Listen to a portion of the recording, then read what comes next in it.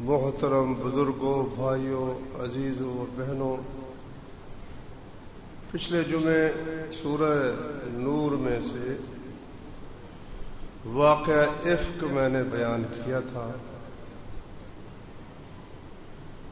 اس موقع پر اللہ تعالیٰ نے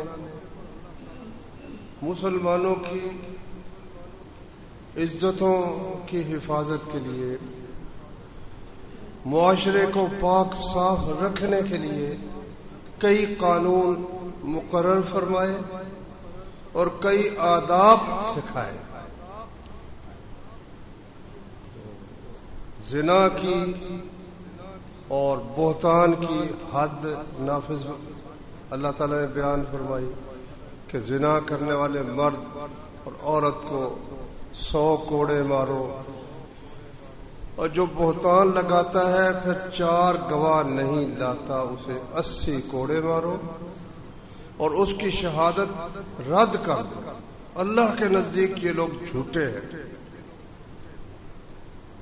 تو جو میں نے آج آیتیں پڑھی ہیں، یہاں سے اللہ تعالیٰ نے مسلمانوں کے معاشرے کو پاک صاف رکھنے کے لیے وہ دروازے بند کیے جن دروازوں سے بے حیائی اور بدکاری داخل ہوتی ہے۔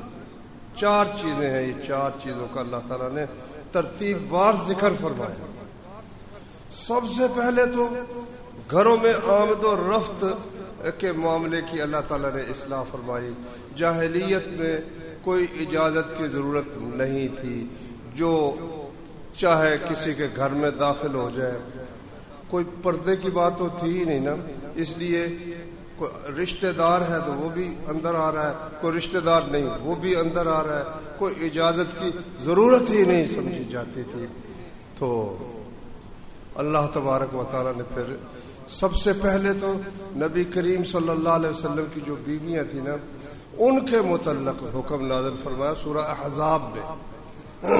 وہ یہ ہے، حضرت عمر رضی اللہ تعالی عنہ کو اس سے بڑی غیرت ہوتی تھی کہ لوگ آتے ہیں نبی صلی اللہ علیہ وسلم کے گھر میں ہوتے ہیں، آ کر بیٹھتے ہیں، ان کی آخر مہمان نوازی بھی ہوتی ہے، ہماری مائیں بھی وہاں بیٹھی ہوتی ہیں، اور ان میں کوئی نیک بھی ہوتے ہیں، کوئی بد بھی ہوتے ہیں۔ تو وہ کہتے رہتے تھے نبی صلی اللہ علیہ وسلم سے، یا رسول اللہ احجب نساءک، اپنی عورتوں کو پردے کا حکم دیں کہ حجاب میں رہے، عام لوگ داخل نہ ہو سکے۔ سب سے پہلے اللہ تعالیٰ نے سورہ احزاب میں پھر یہ آیتیں نازل فرمائی، یا ایھا الذین آمنوا لا تدخلوا بیوت النبی الا ان یؤذن لکم۔ ایمان والو، نبی کے گھروں میں اجازت جب تک نہ تمہیں دی جائے مت داخل ہو، اجازت کے بغیر نہ داخل ہو۔ لا تدخلوا بیوت النبی الا ان یؤذن لکم الی طعام غیر ناظرین اناہ۔ اگر تمہیں کھانے کی دعوت بھی دی گئی ہے تو پہلے یہ تھا دستور میں، کہیں کھانے کی دعوت ہے نا، پہلے ہی آ کر اس گھر میں بیٹھے ہوئے ہیں اور گھر والوں کے لیے مشکل کا باعث بنے ہوئے۔ تو اللہ تبارک و تعالیٰ نے فرمایا کہ جب تک اجازت نہ ہو پہلے آ کر کھانے کے پکنے کے انتظار میں آ کر دھرنا دے کر نہ بیٹھ جایا کرو۔ وَلَٰكِنْ إِذَا دُعِيتُمْ فَادْخُلُوا وَإِذَا طَعِمْتُمْ فَانتَشِرُوا۔ جب تمہیں دعوت دی جائے، اندر آنے کے لیے کہا جائے تو اندر آ جاؤ۔ فَإِذَا طَعِمْتُمْ فَانتَشِرُوا، جب کھا پی لو تو پھر اٹھ جاؤ، نکل جاؤ۔ وَلَا مُسْتَأْنِسِينَ لِحَدِيثٍ، باتوں میں دل لگا کر وہاں نہ بیٹھے رہو۔ ان ذلک کان یؤذی النبی فیستحیی منکم، یہ بات ہمیشہ سے ہی نبی کو ناگوار ہوتی ہے، لیکن وہ تم سے حیا کرتے ہوئے کہتے کچھ نہیں ہے کہ بھئی اٹھ جاؤ۔ تو واللہ لا یستحیی من الحق، اللہ حق بیان کرنے سے حیا نہیں کرتا، اللہ تو سچی بات کہہ دیتا ہے۔ وَإِذَا سَأَلْتُمُوهُنَّ مَتَاعًا فَاسْأَلُوهُنَّ مِنْ وَرَاءِ حِجَابٍ۔ کوئی اگر چیز مانگنی ہے، کوئی سامان لینا ہے نبی کریم صلی اللہ علیہ وسلم کے گھر سے، پردے کے پیچھے سے ان سے مانگ لو، کہ جی فلاں چیز ہمیں دے دیں. یہ نہیں کہ اندر در آؤ اور اندر آ دھم کو، ایسا نہیں ہے. اجازت کے بغیر اندر نہ جاؤ، اور اگر کوئی چیز مانگنی ہے تو پردے کے پیچھے سے مانگ لو. سب سے پہلے یہ پابندی اللہ تعالیٰ نے نبی کریم صلی اللہ علیہ وسلم کی بیویوں پر لگائی. اللہ ذالکم اطہر لقلوبکم وقلوب، فرمایا وقلوبہن، یہ جو پابندی ہے نا تمہارے دلوں کے لیے بھی اس میں زیادہ پاکیزگی ہے، نبی کی بیویوں کے لیے بھی اس میں زیادہ پاکیزگی ہے. تو اس کے بعد پھر اللہ تعالیٰ نے پابندی لگا دی. اب کوئی بھی شخص رسول اللہ صلی اللہ علیہ وسلم کے گھر اجازت کے بغیر نہیں جا سکتا تھا، اور باقاعدہ اجازت لینے کے بعد وہ اندر جاتے، اور اگر کوئی صرف سامان ہی لینا ہے تو پردے کے پیچھے درخواست کرتے جی فلاں چیز ہمیں آپ دے دیں. تو اس کے بعد تمام مسلمانوں کے لیے اللہ تعالیٰ نے یہ حکم لاگو فرما دیا. سورہ نور کی ان آیات میں جو میں نے آپ کے سامنے پڑھی، اللہ تعالیٰ نے فرمایا یا ایھا الذین آمنوا، اے لوگوں جو ایمان لائے ہو، لا تدخلوا بیوتا غیر بیوتکم، اپنے گھروں کے سوا دوسرے گھروں میں مت داخل ہو. لا تدخلوا بیوتا غیر بیوتکم حتی تستأنسوا وتسلموا علی اہلها، جب تک اجازت نہ لے لو اور گھر والوں کو سلام نہ کہہ لو، کسی اپنے گھر کے سوا کسی گھر میں داخل نہ ہو. معلوم اپنے گھر میں جانے کی اجازت ہے، لیکن اس میں بھی ایک احتیاط بہرحال ملحوظ خاطر رکھنا چاہیے. وہ یہ ہے کہ بعض اوقات عورت نہیں چاہتی کہ اس حالت میں اس کا خامد بھی اسے دیکھے. تو ابن جریر میں ہے کہ عبداللہ بن مسعود رضی اللہ عنہ رسول اللہ صلی اللہ علیہ وسلم کے جلیل القدر صحابی، وہ جب گھر آنے لگتے نا، کوئی تھوڑا سا کھانستے، کچھ اس قسم کی آواز جس سے گھر والوں کو اندازہ ہو جائے کہ کوئی آیا ہوا ہے، آنے والا ہے. اس میں ایسا بھی ہوتا ہے بعض وقت گھر میں کوئی اور خاتون آئی ہوتی ہے، کوئی ہمسائی آئی ہوتی ہے، کوئی مہمان خاتون آئی ہوتی ہے، وہ تو بے خبر بیٹھی ہوتی ہے نا، تو اس کو پھر اچانک آنے سے جو دل میں تکلیف ہوتی ہے، بھی پردہ نہیں کر سکی. اس کا علاج یہ ہے کہ اپنے گھر بھی آئے تو تھوڑی سی کوئی اطلاع کی صورت، کھانسنے کی صورت میں، یا کوئی الفاظ اونچی آواز سے پڑھ دے. یہ بھی ضروری ہے تاکہ اس قسم کا معاملہ پیش نہ آ جائے. لیکن اجازت لینے کی وہاں ضرورت نہیں ہے کہ اجازت ہے. لیکن اگر اپنا گھر نہیں ہے تو اللہ نے فرمایا پہلے اجازت لو اور پھر سلام کہو. چنانچہ رسول اللہ صلی اللہ علیہ وسلم کے ایک صحابی کہتے ہیں کہ میں گیا تو میں نے جا کر نا اجازت مانگی. نبی صلی اللہ علیہ وسلم نے اپنے خادم سے کہا جاؤ اس کو اجازت کا طریقہ سکھاؤ. اور طریقہ یہ ہے کہ اس سے کہو السلام علیکم ادخلو، السلام علیکم مجھے اجازت ہے. کہتے میں بھی سن رہا تھا، اندر آواز آ رہی تھی اندر سے، تو میں نے اسی طرح کہا السلام علیکم ادخلو، تو نبی کریم صلی اللہ علیہ وسلم ہاں ٹھیک ہے آ جاؤ، تو اجازت دے دی تو میں اندر چلا گیا. تو صحیح بخاری میں ایک واقعہ ہے، ابو موسیٰ اشعری رضی اللہ تعالی عنہ امیر المومنین عمر بن خطاب رضی اللہ عنہ کے پاس گئے، کہا السلام علیکم ادخلو، جواب نہیں آیا.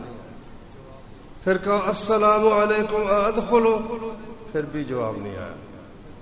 پھر کہا تیسری دفعہ السلام علیکم ادخلو، پھر بھی جواب نہیں آیا. تو ابو موسیٰ اشعری رضی اللہ عنہ واپس چلے گئے. امیر المومنین جب فارغ ہوئے اپنے جو کام کر رہے تھے، کہنے لگے میں نے عبداللہ بن قیس کی آواز سنی تھی. یہ عبداللہ بن قیس ابو موسیٰ اشعری کا نام ہے. کہا میں نے عبداللہ بن قیس کی آواز سنی تھی، وہ کہاں ہے؟ پتہ کیا تو وہ چلے گئے. کہا انہیں بلاؤ. بلایا اور پوچھا ہاں بھائی کیا مسئلہ تھا، تو کیوں چلے گئے؟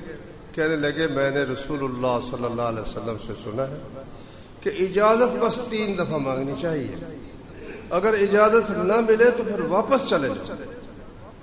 حضرت عمر نے یہ مسئلہ نہیں سنا تھا، یعنی حالانکہ وہ ساتھ رہنے والے تھے نبی کریم صلی اللہ علیہ وسلم کے، لیکن جس وقت یہ مسئلہ بیان ہوا اس وقت وہ موجود نہیں ہوں گے. تو کہنے لگے بھئی یہ مجھے تو یہ معلوم نہیں، تو اپنے کوئی تائید میں کوئی لاؤ جو آ کر بتایا کہ واقعی رسول اللہ صلی اللہ علیہ وسلم نے یہ بات کہی ہے. پھر حضرت عمر رضی اللہ عنہ جیسا جلال والا بندہ، روب والا، وہ تو گھبرا گئے، پریشان ہو گئے. ابو موسیٰ اشعری رضی اللہ عنہ، انصاریوں کی ایک مجلس لگی ہوئی تھی، مدینے کے انصار بیٹھے تھے، ان کے پاس جا کر یہ بات کی. وہ ہنسے، کہنے لگے اچھا یہ بات ہے، اس کی تصدیق کے لیے جو ہم میں سب سے چھوٹا ہے نا یہ جا کر تصدیق کرے گا. ابو سعید خدری رضی اللہ عنہ یہ عمر میں ان سے سب سے چھوٹے تھے. وہ گئے، ساتھ جا کر انہوں نے کہا کہ میں نے رسول اللہ صلی اللہ علیہ وسلم سے سنا ہے، آپ نے فرمایا اجازت صرف 3 مرتبہ ہے، اگر اجازت نہ ملے تو واپس چلے جاؤ. حضرت عمر نے اس پر کیا کہا؟ کہنے لگے افسوس، بازاروں میں تجارت نے مجھے بہت سے علم سے محروم رکھا، میں اس کام میں مشغول رہا. ضرورت تو ہوتی ہے نا، گھر کی ضروریات ہوتی ہے، تو ان کاموں میں میں مشغول رہا اور بہت سے علم سے میں محروم رہا. اس سے ایک اور مسئلہ بھی سمجھ آتا ہے، وہ یہ کہ کہاں عمر بن خطاب رضی اللہ عنہ، جن کے متعلق رسول اللہ صلی اللہ علیہ وسلم نے فرمایا کہ میں نے خواب میں نے دیکھا، صحیح بخاری میں ہے، میں نے خواب میں دیکھا کہ مجھے دودھ لا کر دیا گیا، میں نے اسے پیا اور اتنا پیا حتیٰ کہ اس کی جو تھی تر و تازگی اور اس کی سیرابی اور نمی وہ میرے ناخنوں تک پہنچ گئی. سارے جسم میں اس کی نمی اور اس کی تازگی سارے جسم میں سرایت کر گئی. تو جو بچا ہوا دودھ تھا وہ میں نے عمر بن خطاب کو دے دیا رضی اللہ عنہ. صحابہ نے کہا یا رسول اللہ وہ اس خواب کی تعبیر کیا ہے؟ آپ نے فرمایا اس سے مراد علم ہے. دودھ اگر خواب میں انسان پیے تو اس سے مراد علم ہے. تو اس سے معلوم ہوا کہ رسول اللہ صلی اللہ علیہ وسلم کا بقیہ عمر بن خطاب رضی اللہ عنہ کو عطا ہوا تو کتنا بڑا علم ہوگا. لیکن یہ ایک معمولی سا مسئلہ یہ عمر بن خطاب رضی اللہ عنہ کو معلوم نہیں. تو اب کیا حال ہے ان لوگوں کا کہ جب ان کو مسئلہ کو بتائیں جو ان کے امام کے خلاف ہو، حدیث ہو رسول اللہ صلی اللہ علیہ وسلم کی بالکل صحیح، بخاری میں بھی، مسلم میں، ابو داؤد، ترمذی، نسائی، ابن ماجہ، تقریباً حدیث کی ہر کتاب، وہ آگے سے بجائے اس کے کہ مان لے وہ کہتے ہیں ہمارے امام کو پتہ نہیں تھا. اور جو صوفی حضرات وہ کہتے ہیں میرے پیر کو نہیں پتا، تو بڑا آگے ہمارے پیر کو خبر نہیں ہے. نہیں، ہو جاتا ہے ایسا، ہو جاتا ہے صرف اس وجہ سے کہ فلاں صاحب نے یہ بات نہیں کی اس لیے میں اس حدیث کو نہیں مانتا. یہ بہت بڑی ایک بدقسمتی کی بات ہے. صحیح بخاری میں حدیث ہے، حضرت عبداللہ بن عمر رضی اللہ عنہ، حضرت عمر کے بیٹے، وہ کہتے ہیں ایک دفعہ نبی صلی اللہ علیہ وسلم کے پاس جمبار لایا گیا. جمبار کیا ہے؟ کھجور جب اس کا پھل نکلنا شروع ہوتا ہے تو اس وقت شروع میں ایک گودا سا ہوتا ہے. ہم نے تو وہ نہیں دیکھا لیکن بہرحال کتابوں میں لکھا ہو وہ لذیذ ہوتا ہے تو وہ کاٹ کرنا وہ کھا لیتے ہیں. اس کے بعد پھر کھجور پر کھجوریں نہیں بنتی کیونکہ وہ ابتدائی چیز ہی جب کھا لی گئی تو پھر کیسے کھجوریں بن سکتی ہیں. تو جمبار لایا گیا، وہ سامنے رکھا ہوا تھا نبی صلی اللہ علیہ وسلم کے. آپ نے فرمایا درختوں میں سے ایک درخت ایسا ہے جس کی مثال مسلمان کی ہے کہ وہ ہر وقت فائدہ ہی فائدہ اس سے حاصل ہوتا ہے، کسی وقت بھی وہ فائدے سے خالی نہیں ہے. بتاؤ وہ کون سا درخت ہے؟ اب وہاں حضرت ابو بکر بھی موجود تھے رضی اللہ عنہ، حضرت عمر بھی موجود تھے اور بڑے بڑے جلیل القدر صحابہ کرام موجود تھے. کہتے ہیں کسی نے وہ جنگل کے جو درخت ہے نا، کسی نے کسی کا نام لیا، کیکر کا نام. آپ نے یہ بھی فرمایا اس درخت کے پتے نہیں جھڑتے، اس درخت کے پتے جھڑتے نہیں ہیں اور وہ ہر وقت فائدہ ہی فائدہ دیتا ہے. کسی نے کوئی درخت بتایا وقع الناس فی شجر البوادی، بادیہ اور ریگستان اور جنگل کے درختوں میں سے کسی نے کسی درخت کا نام لیا، کسی نے کسی درخت کا نام لیا. میرے دل میں یہ بات آئی کہ یہ جو جمار آیا ہے نا کھجور کا گودا، اس سے مراد کھجور کا درخت ہے. لیکن جب میں نے دیکھا کہ ابو بکر بھی خاموش ہے، والد صاحب بھی خاموش ہے، تو مجھے حیا آئی کہ میں ان کی موجودگی میں یہ جرأت کروں اور کہوں کہ جی وہ کھجور کا درخت ہے. جب کسی کو معلوم نہ ہو سکا تو کہنے لگے یا رسول اللہ آپ ہی بتائیے. آپ نے فرمایا اس سے مراد کھجور کا درخت ہے. شروع سے آخر تک اس کی کھجوریں کچی ہوتی ہیں، اس میں اس کی کھانی شروع ہو جاتی ہے، نیم پختہ بھی پکی بھی، پھر اس کے چھہارے، پھر وہ پڑی رہتی ہے. اس کی لکڑی جو ہے وہ چھتوں کے کام آتی ہے، پتے جو ہے وہ صفوں کے کام آتے ہیں، گٹھلیاں اس کی درختوں کے کھانے کے جانوروں کے کھانے کے کام آتی ہے. غرض کوئی بھی چیز اس کی جو ہے بے فائدہ نہیں. میں نے پھر ابا جی کو بتایا، ابو بات یہ ہے، میرے دل میں یہ بات آ گئی تھی. کہتے تو بتا دیتا تو ساری دنیا سے مجھے زیادہ خوشیاں ہوتی. تو کیا معلوم ایسے ایک عام آدمی کو ایک بات معلوم ہو سکتی ہے، بہت بڑے ذہین کے ذہن میں وہ بات نہیں آتی. اس لیے یہ کہنا کہ بھائی یہ تمہیں پتہ چل گیا، حدیث کا تمہیں پتہ چل گیا، فلاں امام صاحب کو پتہ نہیں چلا، یہ بات بڑی نامعقول بات ہے، عقل کے خلاف ہے، تجربے کے بھی خلاف ہے. اللہ اکبر. تو یہ میں ادب بیان کر رہا تھا اجازت طلب کرنے کا کہ ایک تو یہ کہ السلام علیکم ادخلو کہے، دوسرا یہ ہے کہ وہ زیادہ سے زیادہ 3 دفعہ کہے. اب یہ نہیں کہ ان کا دروازہ یوں کھان مارنا ہے یا چھلانگ لگا کر اندر چلے جانا ہے کہ اجازت نہیں مل رہی تو میں نے جانا ہی جانا ہے. نہیں، 3 دفعہ آواز دینے کے بعد نہیں اجازت ملی فرد تو پھر واپس چلے جانا چاہیے. اور اس میں ایک ادب نبی صلی اللہ علیہ وسلم نے یہ بیان فرمایا کہ دروازے کے عین سامنے کھڑے ہو کر اجازت نہیں مانگنی. ایک طرف ایک صحابی آیا، آپ نے فرمایا دروازے کے ایک طرف کھڑے ہو، کیونکہ اجازت کا مقصد صرف یہ ہے کہ نظر نہ پڑے. جب سامنے کھڑا دروازہ کھلا نظر اندر چلی گئی تو اجازت کا فائدہ کیا ہوا؟ اس لیے دروازے کے یا دائیں طرف کھڑا ہو یا بائیں طرف کھڑا ہو، پھر سلام کہہ کر اجازت طلب کرے. اجازت طلب کرنے کے بعد پھر وہ اندر چلا جائے. ایک دفعہ نبی کریم صلی اللہ علیہ وسلم کچھ ایک لکڑی کے ساتھ اپنے بال سیدھے کر رہے تھے، تو ایک آدمی وہ دروازے کی جو ہے نا شگاف میں سے دیکھ رہا، سوراخ میں سے. آپ وہ لکڑی لے کر بڑے اس کو مارنے کے لیے پیچھے ہٹے. آپ کی حدیث ہے، فرمایا اگر کوئی شخص تمہارے گھر میں جھانک رہا ہے، تم کوئی چیز مار کر اس کی آنکھ پھوڑ دیتے ہو، تم پر کوئی قصاص نہیں ہے، کوئی قصاص نہیں. کسی کا حق نہیں ہے کہ وہ کسی کے گھر کے اندر سوراخوں میں سے جھانکتا رہے. اس کی اجازت نہیں ہے، کیونکہ اجازت کا مقصد تو یہ ہے کہ نظر اندر نہ جائے. اگر نظر ہی اندر چلی گئی تو بندہ تو اندر چلا گیا. ہاں اگر کوئی دروازہ ہی ایسا کھلا ہوا ہے، انہوں نے رکھا ہوا ہے کھلا کہ آؤ دیکھو، پھر دیکھنے والے پر یہ سزا تو اس کو نہیں دی جا سکتی. تو فرمایا اللہ تعالیٰ نے وَإِنْ قِيلَ لَكُمُ ارْجِعُوا فَارْجِعُوا هُوَ أَزْكَىٰ لَكُمْ. اگر تمہیں کہا جائے کہ واپس چلے جاؤ تو واپس چلے جاؤ، یہ تمہارے لیے زیادہ پاکیزگی کا باعث ہے. بعض اوقات آدمی ایسی حالت میں ہوتا ہے وہ ملنا پسند نہیں کرتا. اب اگر وہ کہے بھائی جان آپ پھر کسی وقت آ جائے، غصہ کر دے، ہاں تم نے مجھے اجازت کیوں نہیں، میں آیا تھا تو تم نے کہا واپس چلے جاؤ. اس میں غصے کی کون سی بات ہے بھائی؟ ایک عالم کا لکھا ہے تفسیر ابن کثیر میں، وہ کہتے ہیں میری خواہش رہی ساری عمر کہ میں کسی کے پاس جاؤں اور اجازت مانگوں تو وہ مجھے کہے نہیں بھائی تم چلے جاؤ، ابھی ہم نہیں مل سکتے. پر ان کو کسی نے روکا نہیں ہوگا تو تب ہے نا.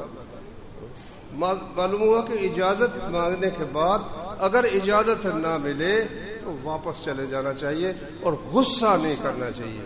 اس میں ہی پاکیزگی ہے. وَأَزْكَىٰ لَكُمْ، یہ زیادہ پاکیزہ ہے. وَاللَّهُ بِمَا تَعْمَلُونَ عَلِيمٌ.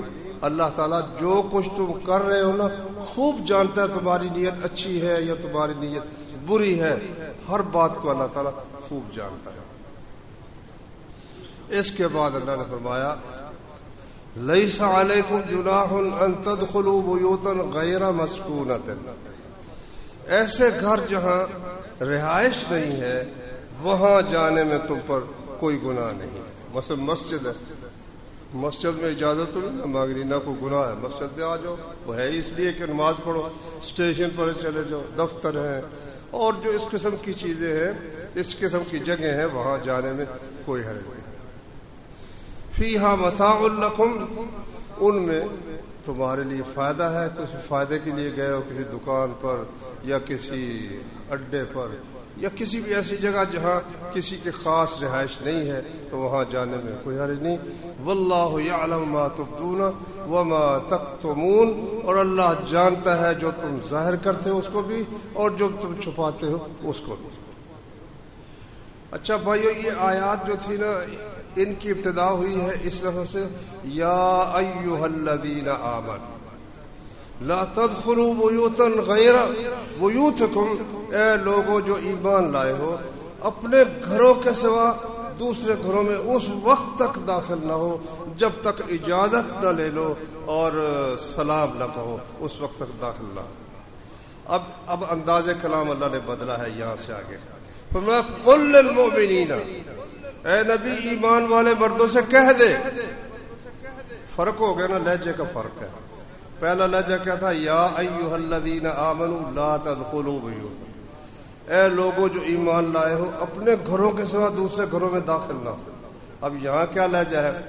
قل للمؤمنین، اے نبی ایمان والے مردوں سے کہہ دے. معلوم ہے یہ کوئی زیادہ اہم حکم ہے جو نبی کو حکم ہو رہا ہے. اے نبی ان سے کہہ دو. یا اللہ کیا کہوں؟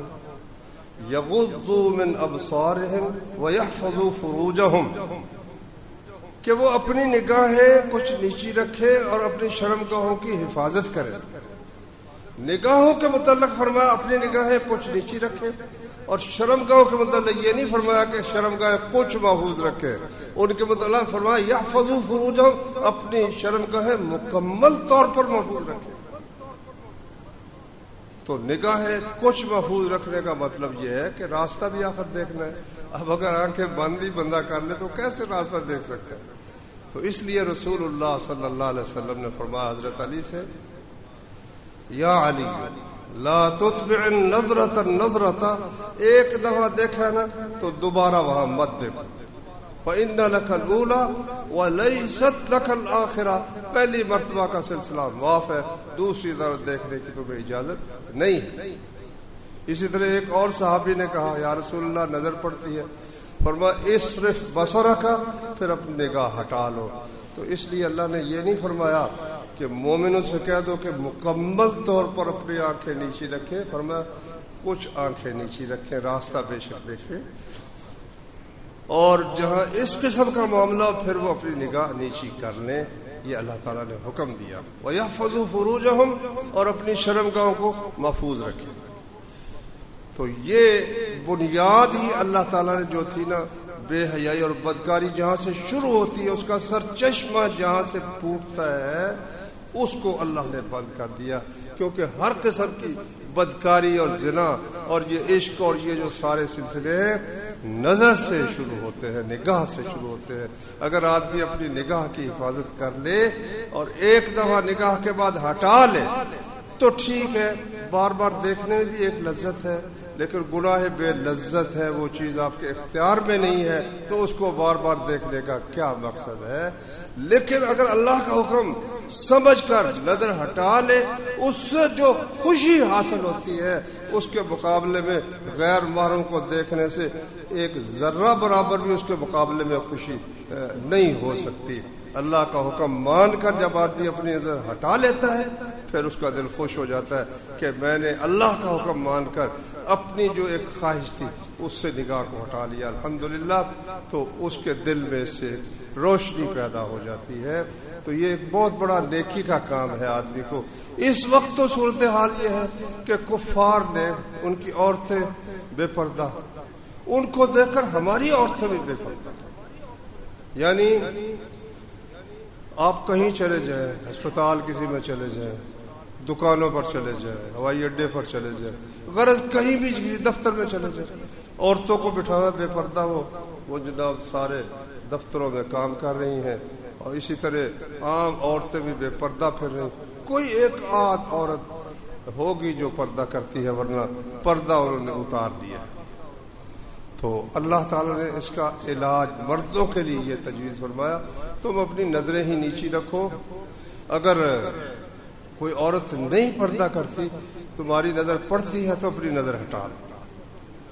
تو اللہ نے فرمایا قل للمؤمنین یغضوا من ابصارہم ویحفظوا فروجہم ذالک ازکیٰ لہم. مومن مردوں سے کہہ دو کہ اپنی نگاہیں کچھ نیچی رکھے، وَيَحْفَظُوا فُرُوجَهُمْ اپنی شرمگاہوں کی حفاظت کرے. وَقُلْ لِلْمُؤْمِنَاتِ ذَلِكَ أَزْكَىٰ لَهُمْ یہ ان کے لیے بہت پاکیزگی کا باعث ہے. وَاللَّهُ خَبِيرٌ بِمَا يَصْنَعُونَ اور اللہ خوب خبردار ہے جو کچھ وہ کر رہے ہیں. اگر بار بار دیکھ رہے ہیں اس کی بھی اللہ کو خبر ہے، اور اگر وہ نظر ہٹا رہے ہیں تو اس کی بھی اللہ کو خوب خبر ہے. تو دونوں کا وہ بدلہ دینے والا ہے. اگر اس کے خوف سے نگاہ ہٹا لی ہے اس کی بھی وہ جزا دے گا، اور اگر نہیں ہٹائی تو اس کا بھی اس کو پتہ ہے اللہ تبارک و تعالیٰ کو. اس لیے جب ایک دفعہ بندہ دیکھتا ہے نا، والد صاحب دیکھ رہے ہوں تو بندہ آگے پھر جرئت نہیں کرتا ابو دیکھ رہے ہیں. اور اگر یہ ہو کہ اللہ تعالیٰ دیکھ رہا ہے پھر وہ مسئلہ تو سے بہت خطرناک ہے. ابو تو کیا کر سکتا ہے، چلو تھپڑ مار دے گا، کوئی دو چار گالیاں دے دے گا، لیکن اللہ تبارک و تعالیٰ اللہ اکبر فرمایا نبئ عبادی انی انا الغفور الرحیم. میرے بندوں کو بتا دو میں غفور الرحیم ہوں، وان عذابی هو العذاب العلیم اور ان کو بتا دو میری سزا بھی بڑی دردناک سزا ہے، میری سزا بھی بہت سخت ہے.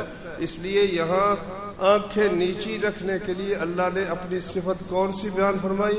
واللہ خبیر بما یصنعون.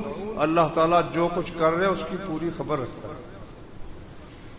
آگے فرمایا وَقُلْ لِلْمُؤْمِنَاتِ يَغْضُضْنَ مِنْ أَبْصَارِهِنَّ. مومن عورتوں سے بھی کہہ دو کہ اپنی نگاہیں کچھ نیچی رکھیں. وَيَحْفَظْنَ فُرُوجَهُنَّ اور اپنی شرمگاہوں کی حفاظت کریں. وَلَا يُبْدِينَ زِينَتَهُنَّ إِلَّا مَا ظَهَرَ مِنْهَا اپنی زینت ظاہر نہ کریں سوائے اس کے جو خود بخود ظاہر ہو جاتی ہے. اس جملے کی تفسیر انشاءاللہ ہم آئندہ جمعے کریں گے. تو یہاں ایک بات بہرحال اس کی وضاحت ضروری ہے کہ جتنی شدت عورتوں کو پردہ کرنے کی ہے اور مردوں کو منع ہے غیر محرم عورتوں کی طرف دیکھنا، اتنی شدت عورتوں کے متعلق نہیں ہے کہ وہ مردوں کو نہ دیکھیں. اگر ان کی نیت میں فطور نہیں، کوئی شرم کا مطلب ہے گندے ذہن کے ساتھ دیکھ نہیں رہی شہوت کے ساتھ، تو پھر غیر مردوں کو اگر وہ دیکھتی ہیں تو اس میں اجازت ہے. جیسا کہ صحیح بخاری میں حدیث ہے، عید کا دن تھا تو مسجد نبوی میں سوڈانی جو تھے نا وہ نیزوں کے ساتھ اپنے کرتب دکھا رہے تھے. نبی صلی اللہ علیہ وسلم نے حضرت عائشہ سے کہا دیکھنا ہے؟ انہوں نے کہا ہاں دیکھنا ہے. پیچھے کھڑا کر لیا نبی صلی اللہ علیہ وسلم نے اور یہاں کندھے سے دیکھنا انہوں نے شروع کر دیا. وہ دیکھتی رہی تو کافی دیر کہتے دیکھا. آپ نے ہاں تھک گئی بس کرے؟ کہا ہاں بس کرے. کہتی ہے کہ آپ دیکھ لیں کہ ایک لڑکی چھوٹی عمر کی کتنے شوق سے کتنی دیر تک دیکھتی رہی ہوگی، لیکن نبی صلی اللہ علیہ وسلم کا حوصلہ دیکھو، کھڑے رہے اور دکھاتے رہے. اور بھی حدیثوں سے یہ بات معلوم ہوتی ہے کہ عورتوں کا مردوں کو دیکھنا یہ اتنی شدت اس میں نہیں ہے جتنی مردوں کو عورتوں کے متعلق دیکھنے کی شدت ہے. اس لیے مردوں کو تو پردے کا حکم نہیں نا کہ تم پردہ کرو تاکہ تمہیں کوئی نہ دیکھے. عورتوں کو حکم ہے کہ تم پردہ کرو تاکہ تمہیں کوئی نہ دیکھے. لیکن اگر فسق و فجور کی نیت سے یا خطرہ ہے کہ یہ نیت پیدا ہو جائے گی، مثلا کرکٹ کے کھلاڑی ہیں وہ اور بد ہے، خبیث فلم کے ایکٹر ہیں، لڑکیاں انہیں دیکھ رہی ہیں، ان کے دل میں گندے خیالات پیدا ہو رہے ہیں، یہ حرام ہے بھائی. جس طرح مردوں کو عورتوں کی طرف دیکھنا حرام ہے، اس طرح عورتوں کو اس قسم کے مردوں کی طرف دیکھنا بھی حرام ہے. لیکن ایسی اگر کوئی نیت نہیں اور کوئی عورت مردوں کو دیکھ لیتی ہے تو اس میں